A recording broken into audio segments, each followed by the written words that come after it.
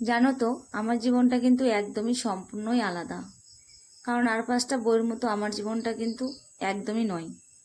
আর পাঁচটা বই যেরকম সংসারে কাজকর্ম রান্নাবান্না করে আবদ্ধ থাকে, আমি কিন্তু সেরকমটা থাকতে পারি না। কারণ আমার দুটো ছেলে মেয়ে আছে, ওদের চিন্তা ভাবনা করে আমাকে কিন্তু লোকের কাজ করতে যেতে হয়। সকাল 5টায় প্রত্যেক দিনই উঠি, আমি উঠে বাড়ির সমস্ত কাজকর্ম করে তারপরে আমি লোকের কাজ করতে। সেখান থেকে দুটো টাকা এনে ছেলেমেয়ের মুখে অন্ন জোগাড় করে দেই। কারণ আমার স্বামী নেই, আমার স্বামী মারা গেছে। তোমরা অনেকেই কম বেশি জানো, যারা আমার ভিডিওগুলো দেখো তারা অনেকেই জানো যে আমার স্বামী মারা গেছে আজকে অনেক বছর হয়ে গেল। তো তখন থেকে আমার ছেলে মেয়ে দুটোকে আমি অনেক কষ্ট করে লোকের কাজ করে মানুষ করছি, খাইয়ে না খাইয়ে।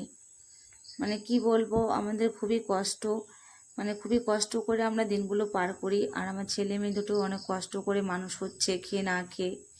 তো বন্ধুরা, তোমাদের কাছে আমার একটাই রিকোয়েস্ট, হাত জোর করে তোমাদের কাছে একটা রিকোয়েস্ট করছি, আমাদের ভিডিওটা একটু শেয়ার করে দিও।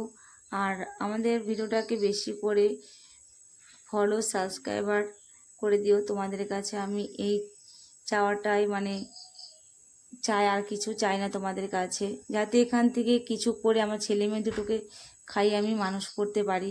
কারণ ওদেরকে আমি ঠিকমতো মানুষ করতে পারছি না, না পড়াশোনা করাতে পারছি ঠিকমতো, না খাওয়াতে পারছি। কারণ আজকালকার বাজারে জানোই তো সব কিছুর ম্যাক্সিমাম দাম। একটা মেয়ে মানুষ হয়ে কি করে সম্ভব বলো 3টা মানুষের পেট চালানো? তার মধ্যে আমাদের বাড়ি ঘর কিছুই নেই, আমরা লোকের বাড়িতে ভাড়া থাকি। আমাদের হাত আর পা ছাড়া আদার্স আমাদের আর কিচ্ছু নেই। আমরা সময়তে না খেয়েও থাকি, আর আমরা রেশনের চাল খাই। আমরা টাকার জন্য ভালো একটু চালও কিনে খেতে পারি না। ছেলে মেয়ে দুটোকে আমি মানে কয়েক মাস পর যে মাংস খাওয়াতে পারি তার কোনো ঠিক নেই। মাংস একটু এনে খাবো, সেই মাংসটুকু খাওয়ানোর আমার ক্ষমতা নেই। একটু মাছ এনে খাবো, সেই ক্ষমতাটুকু আমার হয় না।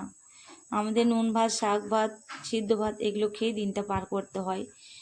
তো তোমরা আমাদের একটু সাপোর্ট করো, আমাদের পাশে থেকো, এটুকুই তোমাদের কাছে চাওয়া। আর আমি দেখো সকালবেলা উঠি এই কারণ সকালে না উঠলে না আমি কাজে টাইম মতো যেতে পারি না। তো সেই চিন্তা ভাবনা করে আমাকে সকালে উঠতে হয়। সকালে উঠে সমস্ত কাজকর্মগুলো করে তারপরে আমাকে কাজে যেতে হয় 7:30টার মধ্যে।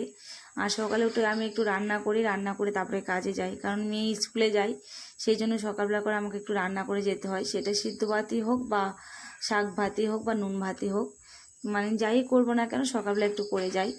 তো কোনো দিন আবার দুপুরে এসেও রান্না করি, যেদিন রান্নার কিছু থাকে না বা চাল থাকে না, তেল থাকে না, তখন আমাকে এসে দুপুরেও রান্না করতে হয়। বা আবার কোনো দিন করিও না, এরকমটা হয়। যখন যেরকম আমাদের অবস্থা সেরকম ব্যবস্থা করতে হয়। আর কাজে যেতে লেট হলে, যদি প্রায় দিনই লেট হয়, তাহলে তো ওরা আমাকে কাজে রাখবে না, কারণ ওরাও তো টাকা দিয়ে রেখেছে। তো বিনা পয়সায় তো আর কেউ রাখেনি। তো আমি যদি প্রত্যেক দিন দেরি করে যাই তাহলে কি করে রাখবে বলো? আর আমার কাজগুলো যদি ছাড়া পড়ে যায় তাহলে তো আমরা না খেয়ে মারা যাব। আমরা কি খেয়ে বাঁচবো বলো? ওখান থেকে আমি দুটো টাকা পাই, সেই টাকা দিয়ে আমরা খেয়ে বেঁচে আছি আজকে। ওর বাবা বেঁচে থাকলে হয়তো আজকে আমাদের এত কষ্ট করতে হতো না, আর আজকে আমাদের এই দিন দেখতে হতো না। ছেলে মেয়ে দুটোকে ঠিকমতো মানুষ করতে পারতো, ওরাও খেয়ে না খেয়ে থাকতো না। কারণ ওদেরকে ঠিকমতো মানুষ করতে গেলে অনেক অর্থের প্রয়োজন, সেই অর্থটাই আমাদের নেই। কারণ আমি যেটুকু কাজ করি সেটুকু দিয়ে আমাদের কোনো রকম দিন পার হয়ে যায় খেয়ে না খেয়ে।